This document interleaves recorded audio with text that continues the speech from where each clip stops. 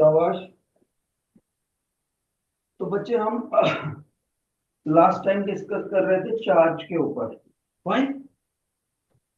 तो अब हम लाइटनिंग के ऊपर डिस्कस करेंगे।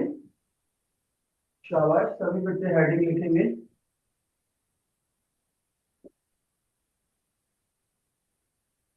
Everybody please. लाइटनिंग।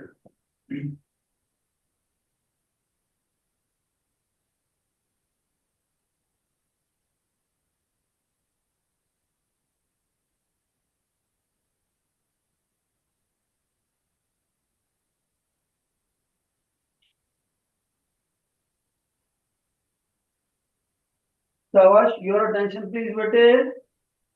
सभी बच्चे ध्यान से सुनेंगे। Point number 1। पहले तो आपको ये पता होना चाहिए कि इस लाइटनिंग का मतलब क्या होता है।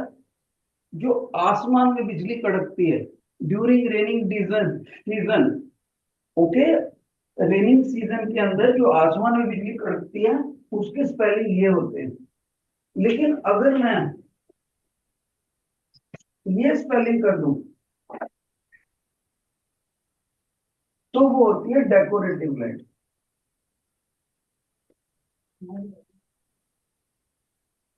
डेकोरेटिंग लाइट्स होती हैं जो हम किसी फेस्टिवल पर लगाते हैं, दिवाली वगैरह पर लगाते हैं।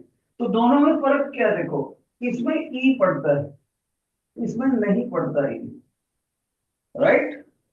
जिसमें ई पड़ता है वो क्या होती है, डेकोरेटिव लाइट। जिसमें नहीं पड़ता वो क्या होती है, आसमानी बिजली कड़कती है। तो सबसे पहले तो आपको स्पेलिंग्स पता होने चाहिए। दूसरा लर्निंग पॉइंट है बेटे, आपको पोटेंशियल और पोटेंशियल डिफरेंस का मीनिंग पता होना चाहिए। Potential difference. ध्यान से सुनो, बिल्कुल ध्यान से सुनना सभी बच्चे। अगर कोई पर्टिकुलर सब्सटेंस है उसके ऊपर मैं पॉजिटिव चार्ज इकट्ठा करता जाऊं तो उसका इलेक्ट्रिक पोटेंशियल बढ़ता चला जाता है। इलेक्ट्रिक पोटेंशियल बढ़ता चला जाता है, इंक्रीज। लेकिन क्या मैं किसी चीज का पोटेंशियल कम भी कर सकता हूं? यस। अगर मेरे पास कोई मटेरियल है उसके ऊपर मैं नेगेटिव चार्ज का अकोमोलेशन करूं, क्या बेटे, अकोमोलेशन ऑफ नेगेटिव चार्ज। अगर ऐसा होता जाएगा तो इसका पोटेंशियल गिरता चला जाएगा। Electric potential falls. ये दो पॉइंट आपको पता होने चाहिए। अब मेरी बात ध्यान से सुनना। होता क्या है बेटे, जब आसमान के अंदर ये जो हमारे क्लाउड्स हैं, क्लाउड्स, उसमें दो लेयर्स बन जाती हैं। दो लेयर, एक हायर पोटेंशियल की और एक लोअर पोटेंशियल की। मान लो ये पॉजिटिविटी है, ये तो हायर पोटेंशियल हो गया, और ये लोअर। तो लेयर्स इन द क्लाउड।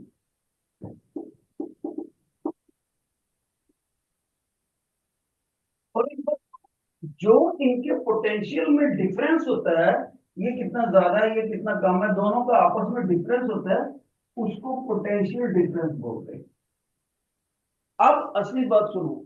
जब भी कोई दो चीजें आपस में नजदीक नजदीक हो और उनमें हाई पोटेंशियल डिफरेंस हो, हाई पोटेंशियल डिफरेंस, तो ध्यान से सुनना तो क्या होता है। तो बीच के अंदर जो अभी एटमॉस्फेयर है उसके मॉलिक्यूल टूट जाते हैं। तो मॉलिक्यूल उसके टूट जाते हैं बेटे, एटमॉस्फेयर के मॉलिक्यूल ब्रेक। जब भी मॉलिक्यूल ब्रेक होते हैं तो बहुत ज्यादा बिजली कड़कती है, स्पार्क पैदा होते हैं, स्पार्क। ठीक है। अब ध्यान से सुनना, क्या होता है बेटे, जो हमारे क्लाउड्स होते हैं, कब होते हैं क्लाउड? रेनी सीजन, बारिश वाले दिनों में। रेनी सीजन के अंदर क्लाउड्स के इर्द गिर्द, क्लाउड्स के बीच में भी हायर पोटेंशियल और लोअर पोटेंशियल की दो लेयर्स बन जाती है। जब भी दो लेयर हाई पोटेंशियल डिफरेंस पे होंगी और नियर बाय लेयर्स होंगी, नियर बाय लेयर क्या मतलब, इनके बीच का ये जो गैप है, ये गैप बहुत कम होता है, लेस। जब भी हायर पोटेंशियल और लोअर पोटेंशियल वाली लेयर आपस में काफी नजदीक हो जाती हैं, तो बीच में एटमॉस्फेयर के मॉलिक्यूल ब्रेक डाउन हो जाते हैं। जब ये ब्रेक डाउन हो जाते हैं बेटे, फिर बहुत ज्यादा बिजली कड़कती है, स्पार्क्स पैदा होते हैं, इस तरह से लाइटनिंग पैदा होती है। क्लियर? अब अगर बच्चा बोले सर इसको आप समरी कर सकते हो, तो मैं कहूंगा यस बेटे। सबसे पहले आपको ये पता होना चाहिए, लाइटनिंग एक कुदरती आफत है, एक कुदरती नेचुरल क्लेमिटी है, जिससे बहुत ज्यादा नुकसान हो सकता है। दूसरा, इसको समझने के लिए हमें पोटेंशियल को समझना पड़ेगा। सर पोटेंशियल और इलेक्ट्रिक पोटेंशियल एक ही बात है? यस, एक ही बात है, शॉर्ट में लिख देते हैं पोटेंशियल। सर इसका मीनिंग क्या है? किसी चीज के ऊपर अगर पॉजिटिव चार्ज अकमुलेट होता जाए, अकमुलेशन ऑफ पॉजिटिव चार्ज, तो उसको हम बोलते हैं, उसका पोटेंशियल बढ़ता चला जाता है, इंक्रीजिंग। और क्या सर, किसी चीज के ऊपर अगर नेगेटिव चार्ज इकट्ठा होता जाए, तो उसका पोटेंशियल घटता चला जाता है। करेक्ट? सर लाइटनिंग में क्या होता है फिर? लाइटनिंग में होता है कि आपका रेनी सीजन के अंदर जो क्लाउड्स हैं, उसमें दो लेयर्स बन जाती हैं, अपर लेयर, लोअर लेयर। तो एक लेयर हायर पोटेंशियल पे होती है, एक लोअर पे, और इनके बीच में गैप बहुत कम होता है। जब हायर और लोअर लेयर्स, हायर और लोअर पोटेंशियल वाली लेयर्स पास पास हों, तो बीच में जो मॉलिक्यूल्स होते हैं एटमॉस्फेयर के, वो ब्रेक कर जाते हैं, ऐसे टूट जाते हैं। जब वो टूटते हैं, तो बहुत ज्यादा एनर्जी की लाइटनिंग पैदा होती है, स्पार्क पैदा होते हैं।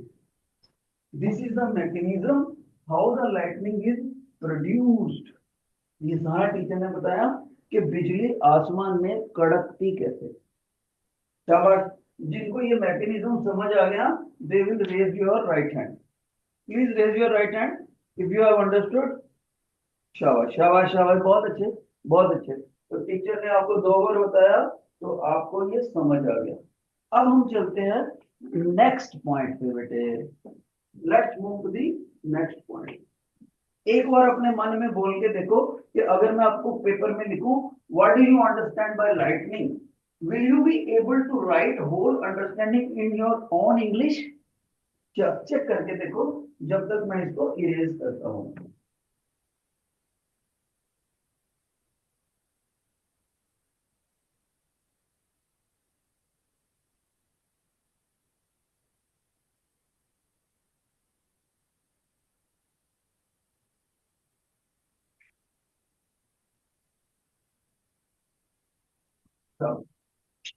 अब आगे सुनो बेटे, योर अटेंशन। कोई बच्चा कहता है सर ये अगर ये लाइटनिंग जो है, क्या उस वो जमीन पर आती है तो उससे मौत भी हो जाती है? बिल्कुल। अगर किसी इंसान पे गिर जाए तो मौत हो जाएगी, किसी जानवर पे गिर जाए उसकी मौत हो जाएगी, इवन किसी फसलों पे गिर जाए, अगर जो हमारे क्रॉप्स हैं, अगर वो सूखी हैं और उसके ऊपर लाइटनिंग हो जाए, तो आग लग जाती है फसलों को, जंगलों तक आग लग जाती है। तो सर पूछते हैं कि सही फिर तो ये काफी हार्मफुल हुई। यस, हार्मफुल हुई कैसे? इसमें फैटल एक्सीडेंट्स भी होते हैं। फैटल एक्सीडेंट, जान भी जा सकती है, क्रॉप्स बर्न हो जाती है, फसलें जल जाती है, और क्या हो सकता है, बिल्डिंग तक गिर जाती है, बिल्डिंग क्लैप्स। अब आपके दिमाग में क्या आना चाहिए? सर फिर तो इससे बचाव का हमें कोई इंतजाम करना चाहिए। Can be protect from this high damages that are caused from lightning? Is there any protection way? क्या उससे बचने का कोई तरीका है? तो आंसर है यस, है बचने का तरीका। तो बच्चा पूछते सर वो क्या है बचने का तरीका, तब उस बचने के तरीके का नाम है यूज, क्या चीज, लाइटनिंग कंडक्टर, लाइटनिंग कंडक्टर, ये यूज करो, तब आप इससे बच सकते हैं।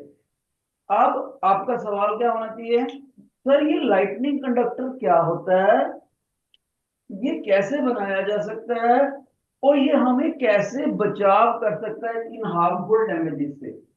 क्या बच्चेगा पूछेगा टीचर से, सर ये होता कैसा है, व्हाट, दूसरा इसको बनाते कैसे हैं, हाउ टू मेक, तीसरा ये हाउ इट प्रोटेक्ट, ये हमें बचाता कैसे है।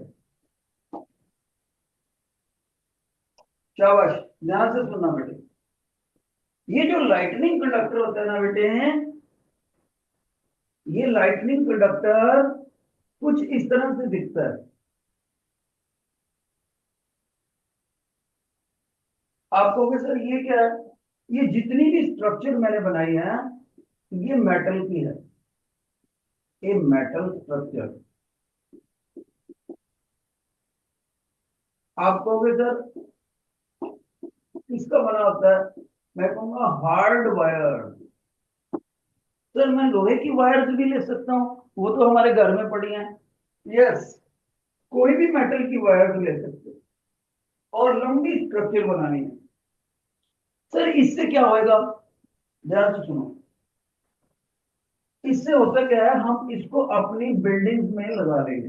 ये हमारा घर है या हमारा शोरूम है, राइट, ये हमारी क्या है, बिल्डिंग।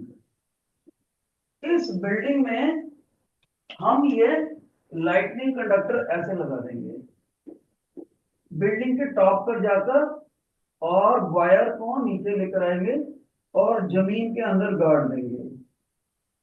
तो बच्चा कहता है सर ये इतनी ज्यादा खुदाई करनी पड़ेगी।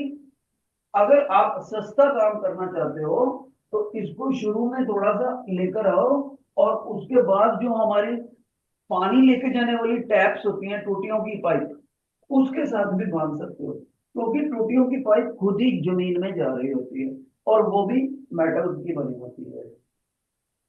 सर इससे होगा क्या, ध्यान से सुनो। जैसे ही बिजली कड़की और बारिश हो रही है, आपको पता है बिल्डिंग हमारी वेट है, बिल्डिंग भी हमारी गीली है, गीली चीज में से बिजली गुजर जाती है।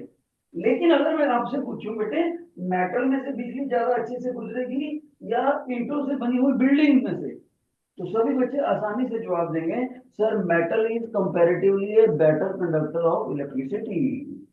इसका मतलब इस इस लाइटनिंग की वजह से जो चार्ज पैदा हुआ, जो बिजली पैदा हुई, वो सारे का सारा इस मेटल वाले रास्ते को देकर उसकी अर्थिंग में चला जाएगा, जमीन के अंदर चला जाएगा, वो बिल्डिंग को कोई भी नुकसान नहीं पहुंचेगा। लेकिन एक प्रिकॉशन है, ऐसा मत हो कि आप छत में चले जाओ और यहां पर आराम से ऐसे खड़े हो जाओ, क्लाउडी मौसम को एंजॉय करो और इसको हाथ लगा के रखो ना, फिर तो ये आपकी बॉडी में भी आ जाएगा। तो आपने इसको हाथ नहीं लगाना, ठीक है। इसलिए इसको हम क्या करते हैं, यहाँ पर एक प्लास्टिक का पाइप डालते हैं, शुरू शुरू में उसके अंदर से निकालते हैं इस मेटल की वायर को, ताकि गलती से किसी का हाथ भी लगे तो वो मेटल से टच ना हो, प्लास्टिक से टच हो। पीवीसी की पाइप ले लेते हैं। तो हम क्या कहेंगे, ध्यान से सुनना। Lightning conductor, lightning conductor is a long metallic structure having conical wires, ये बहुत सारी वायर्स होती हैं, which is installed at the top of the building while putting in the PVC pipe. Moreover, this wire should enter into the earth. It has been observed at the time of lightning, the charge always prefers that path which is for its easy movability, and the better electrical conductor is always going to provide the easy path to the charge to the flow for flow. Wet building is not as much good conductor as this metallic structure which we have called as lightning conductor. Therefore, whole charge will go to the earth through the lightning conductor without causing any serious damage to the human beings. एक और फिर से बताता हूं, lightning conductor क्या होता है? Metal की बनी हुई एक स्ट्रक्चर होती है हार्ड वायर से, उसके ऊपर काफी सारी कॉनिकल टिप्स होती हैं और हम इसको बिल्डिंग के टॉप पर लगा देते हैं पीवीसी पाइप में डालकर। होता क्या है, जब लाइटनिंग के वक्त बहुत ज्यादा चार्ज पैदा होता है, जिस चार्ज ने हमें सीरियस एक्सीडेंट करने होते हैं, अगर हम लाइटनिंग कंडक्टर लगा लेंगे तो यहाँ पर चार्ज जब आएगा बिजली से कड़क के, वो सोचेगा मैं किस रास्ते से जमीन में जाऊंगा। उस चार्ज को मेटल का रास्ता ज्यादा इजी लगता है। क्यों? मेटल जो है बिजली के लिए ज्यादा बेटर कंडक्टर है इन कंपैरिजन टू क्या, गीली हो चुकी बिल्डिंग के मुकाबले metal is a better electrical conductor. तो सारा चार्ज लाइटनिंग कंडक्टर से जमीन में चला जाएगा और ना ही बिल्डिंग को नुकसान होगा, ना ही किसी इंसान की मौत होगी, ना जानवर की मौत होगी, ना हमारे घरों में रखे हुए मवेशी मरेंगे और ना ही तो हमारी फसलें जलेंगी अगर हमने छत के ऊपर या पर गमले गमले लगा रखे हैं। अब आपको समझ आ गया लाइटनिंग कंडक्टर कैसे बचाव करता है? जिन बच्चों को ये समझ आ गया please wave your right hand, please wave your right hand. बेटे टीचर को इंडिकेशन देना होता है। शाबाश शाबाश।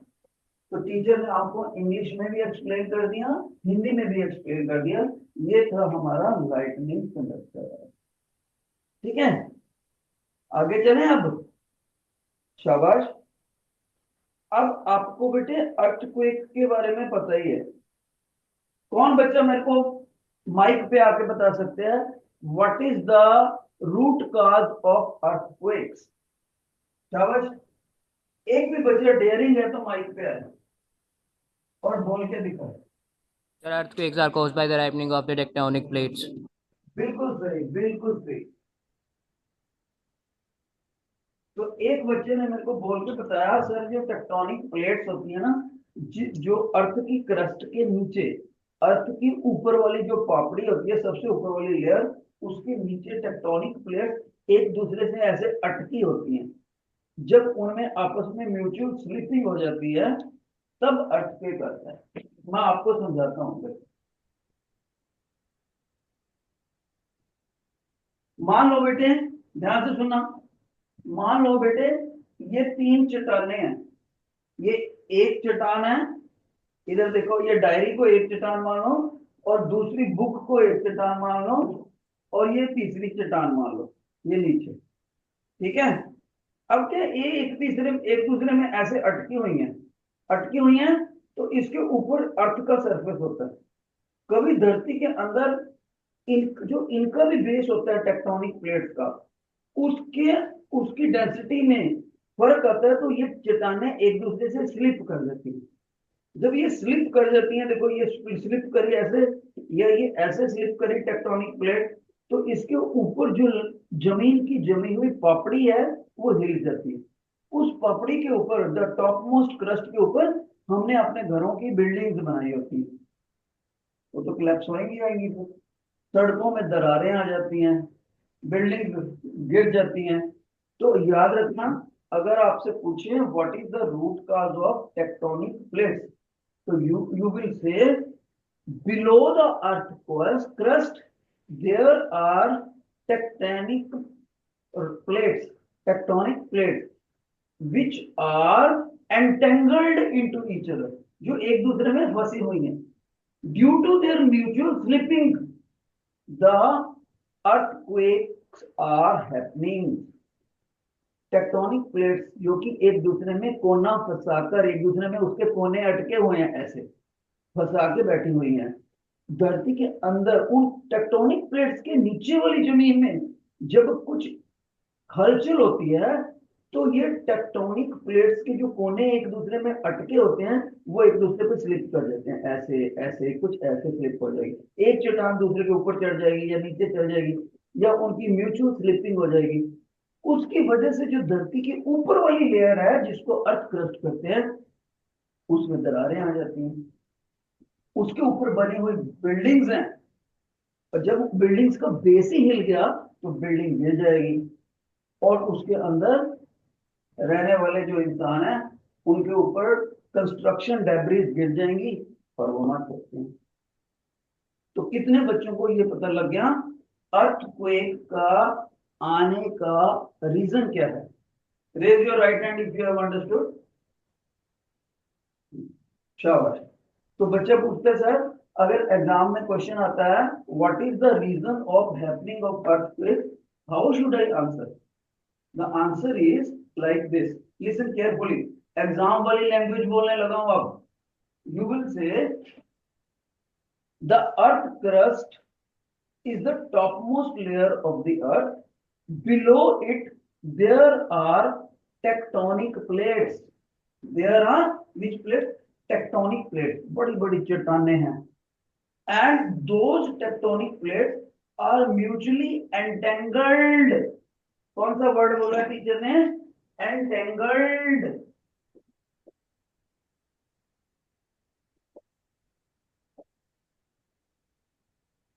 एक दूसरे के अंदर कोने फंसे हुए हैं उनके, ठीक है?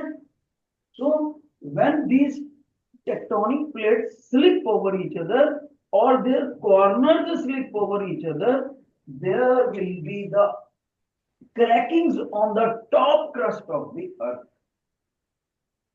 which may result into collapse of the building. This we call as reason of the earthquake. Reason of the earthquake. Correct बेटे? अब कोई बच्चा मेरे को बता सकता है कि अर्थक्वेक कितनी इंटेंसिटी का है, कितना ताकतवर आया है, उसको कैसे मापते हैं? क्या जो अर्थक्वेक है उसकी इंटेंसिटी को मापने का क्या तरीका है? Sir, by Richter scale. शाबाश, हाउ टू मेजर। एक बच्चे ने सही जवाब दिया, बिल्कुल सही जवाब दिया, शाबाश उस बच्चे को। अब मैं आपको बताता हूं कि इसको मापना क्यों है। देखो बेटे, कैसे मापते हैं बाद में बात करते हैं, लेकिन मापना ही क्यों है अर्थक्वेक कितना ताकतवर है।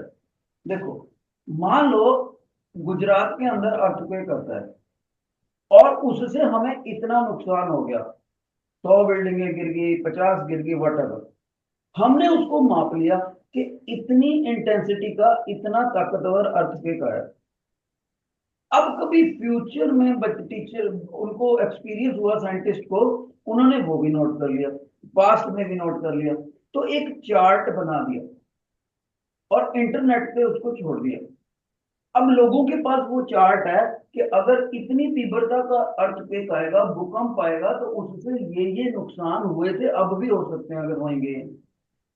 तो वो लोगों को वार्निंग देने की कोशिश करते हैं एडवांस में कि ये पर्टिकुलर एरिया है, पटियाला है, चंडीगढ़ है या क्या है, उसमें इस पर्टिकुलर दिन अर्थक्वेक आने की संभावना है, पॉसिबिलिटी है, और जब भी वो आएगा उसकी इंटेंसिटी इतनी होगी।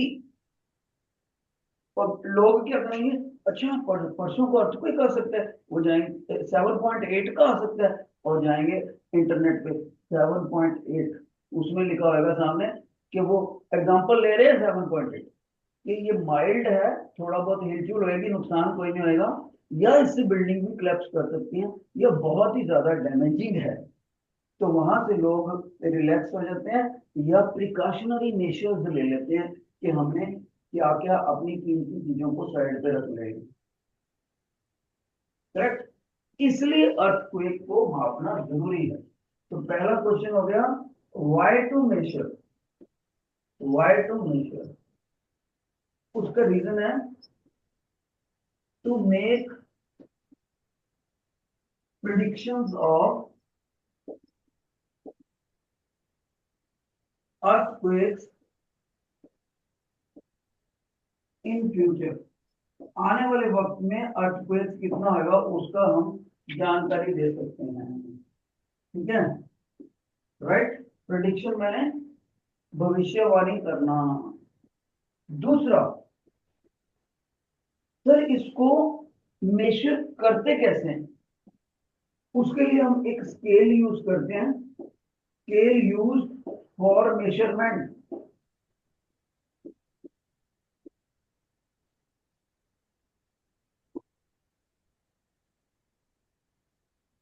रिक्टर स्केल पे, ये रिक्टर, ये साइंटिस्ट का नाम है जिसने हमें स्केल बना के दिया था। क्या इसने इस स्केल के मुताबिक बोला कि अर्थक्वेक माइल्ड है, या वो अर्थक्वेक हमारा बहुत ही ज्यादा वीक है, या वो हाई इंटेंसिटी का है?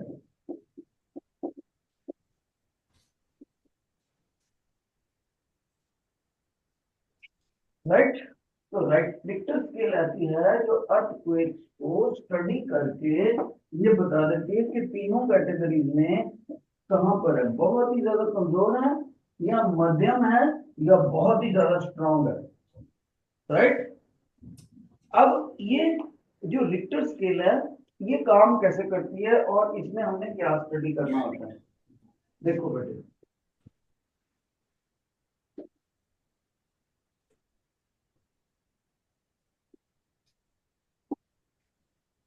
इस रिक्टर स्केल जो इसको, इसके लिए जो इंस्ट्रूमेंट है, जो इंस्ट्रूमेंट है मापेगा इस स्केल के अंदर, वो क्या करता है, ध्यान से सुनो। उसमें ना एक शार्प निडल लगी होती है, निडल। उस निडल की खासियत, उसके नीचे एक बहुत बड़ी शीट लगी होती है, और इस निडल में इंक होता है, और शीट के ऊपर ग्राफ पेपर लगा होता है, जैसे मैथ में आप ग्राफ पेपर बनाते हैं। तो क्या होता है, ये निडल ग्राफ पेपर के ऊपर टच करी हुई होती है, इसके अंदर इंक होती है। जैसे ही धरती में कंपन होती है तो ये निडल कांपती है, और कांपने के हिसाब से ऐसे ऐसे ऐसे ऊपर नीचे ग्राफ बनाती है। अगर ज्यादा कंपन होगी तो ग्राफ की चोंच ऊंची हो जाती है, अगर कम होगी तो थोड़ा थोड़ा हिलेगी। कोई बच्चा कहता है सर ये वैसे ही है जैसे हॉस्पिटल के अंदर सीआरओ मशीन होती है जो पेशेंट्स के लगी होती है, जिसमें वेव्स ही आती है। हाँ, लगभग वैसी होती है उसकी वेव। राइट। तो वो जो ग्राफ हमें मिलता है निडल से, उसको बोलते हैं सिज्मोग्राफ। देखो पहले, सिज्मोग्राफ। तो सिज्मोग्राफ क्या है? रिक्टर स्केल के मुताबिक ये अर्थक्वेक का कंपन वाला ग्राफ बनाता है। ऐसे जहां पर ज्यादा कंपन होगी, ये वाली देखो, वहां पर डैमेजिंग अर्थक्वेक आ सकता है। धरती की कंपन ज्यादा होगी, फिर थोड़ी थोड़ी हुई, थोड़ी थोड़ी हुई, फिर माइल्ड होगी, फिर एकदम से ज्यादा होगी। तो इसका मतलब ये हो गया कि सिज्मोग्राफ निडल के द्वारा बनाया गया ग्राफ होता है, ग्राफ होता है, ग्राफ, निडल ग्राफ। राइट। तो कल को मेरे बच्चों को पेपर में क्वेश्चन आए, what do you understand by seismograph, what you will say? Seismograph is the graph which is drawn by the ink needle as per the intensity of earthquake according to Richter scale। Seismograph ink needle के द्वारा बनाया गया एक ऐसा graph होता है, graph paper के ऊपर, जिसकी स्ट्रक्चर अर्थक्वेक की कंपन के मुताबिक होती है, कि वो अर्थक्वेक की कंपन रिक्टर स्केल के मुताबिक कमजोर है, मध्यम है, या बहुत ज्यादा है। समझ आया बच्चे? अगर आपको रिक्टर स्केल का ग्राफ, सिज्मोग्राफ समझ आ गया, please raise your right hand, please raise your right hand, raise your right hand.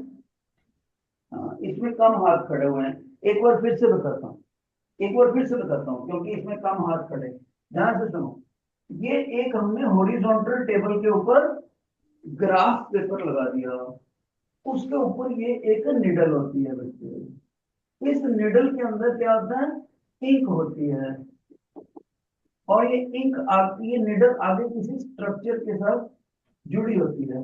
वो स्ट्रक्चर कहाँ रखी होगी, हमने अर्थ के साथ टच करी होगी। जैसे ही इस अर्थ में कंपन होगी, तो इस कंपन के मुताबिक ये निडल भी कांपेगी, और निडल कांपेगी तो ये एक ऐसा ऐसा डिजाइन बना देगी। उस डिजाइन को, उस ग्राफ को हम सिज्मोग्राफ बोलते हैं। तो seismograph is the graph made by the ink needle which tells us the magnitude of earthquake as per Richter scale। Magnitude मैंने कि वो अर्थक्वेक ज्यादा इंटेंसिटी का है या माइल्ड इंटेंसिटी का है, या बिल्कुल थोड़ी बहुत हलचल कमजोर इंटेंसिटी का है।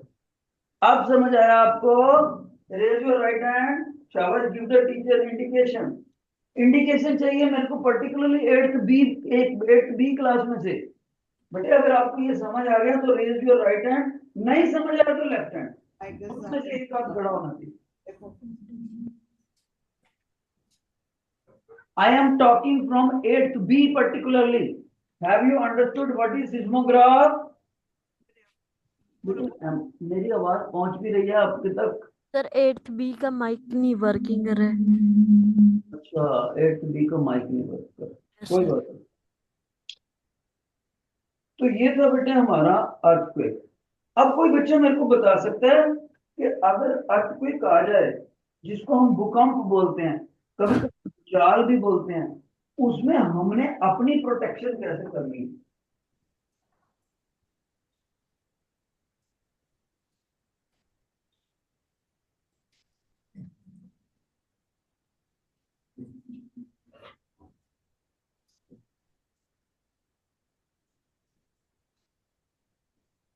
How to protect ourselves from earthquake damage? अगर अर्थक्वेक से डैमेज हो रहे हैं, हमने अपने आप को बचाना है, तो कैसे बचा सकते हैं? सबसे पहले तो बेटे शायद आपके स्कूल में भी हो, मॉक ड्रिल कराते हैं, मॉक ड्रिल। क्या आपके स्कूल में कभी मॉक ड्रिल हुई है? प्रैक्टिस कराते हैं बच्चों को, प्रैक्टिस कर देते हैं, पर शायद आपके स्कूल में नहीं हुई, इसलिए आप बोल नहीं पा रहे।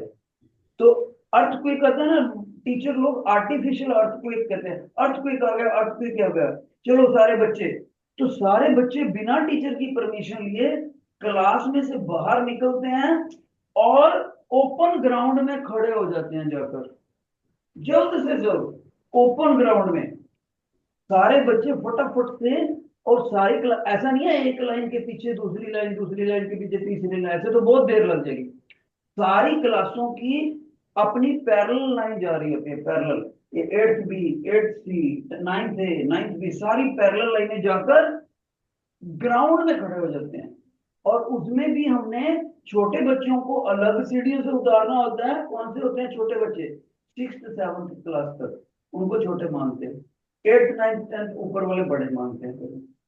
6th 7th तक के बच्चे छोटे, वो दूसरी सीढ़ियों से जाएंगे, और ये बड़े बच्चे दूसरी सीढ़ियों से, ताकि स्टैम्पिड ना हो जाए, भगदड़ ना मच जाए, छोटे बच्चे बड़े बच्चों के नीचे ना आ जाए। तो एकदम से पैरेलल लाइनें में जाएंगे और ओपन ग्राउंड में खड़े हो जाएंगे। सर उससे क्या होएगा? अर्थक्वेक तो वहां भी आएगा, बिल्कुल, अर्थक्वेक तो वहां भी आ रहा है, लेकिन ओपन ग्राउंड में खड़े होने से बिल्डिंग पूरी की पूरी हमारे ऊपर गिर जाए, लैंटर हमारे गिर जाए ऊपर, इसकी संभावना बहुत कम हो जाती है। अगर हम बेवकूफों की तरह क्लास में बैठे रहे, मैं तो बहुत बहादुर हूं, मैं क्लास में कुछ नहीं होता, पहले भी आया था, तो ये फुलिशनेस है। It is not bravery, it is not any kind of boldness. क्यों? भाई वो जितना मर्जी पावरफुल बच्चा हो, लड़का हो, जब इतना भारी सीमेंट गिरेगा ऊपर से छत का, तो वो आपको पता ही है, फैटल एक्सीडेंट होने के बहुत ज्यादा चांस बनेंगे। तो सभी बच्चों ने अपनी मॉक ड्रिल को पहले ही करके रखना होता है। जैसे मैंने आपको समझाया, आपके स्कूल के जो स्पोर्ट्स टीचर हैं, उनकी ड्यूटी बनती है ये कि सारे बच्चों को कभी ना कभी पहले ही करवा दें आर्टिफिशियल, ताकि असली में अर्थक्वेक आए तो बच्चे उसको फॉलो करेंगे।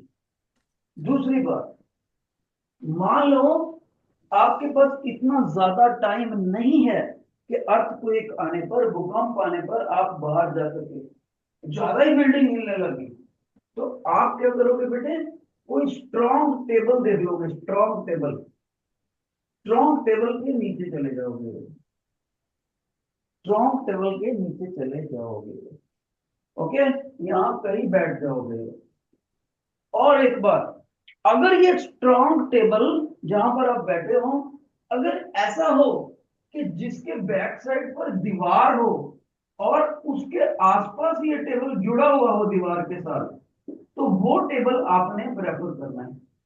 क्योंकि जब भी बिल्डिंग क्लैप्स होगी तो क्या होता है, कई बार छत गिर जाती है, दीवारें थोड़ी बहुत टूटती हैं, गिरती नहीं है, तो दीवारों के गिरने के चांसेस कम होते हैं अर्थक्वेक में, छत के गिरने के चांसेस ज्यादा होते हैं।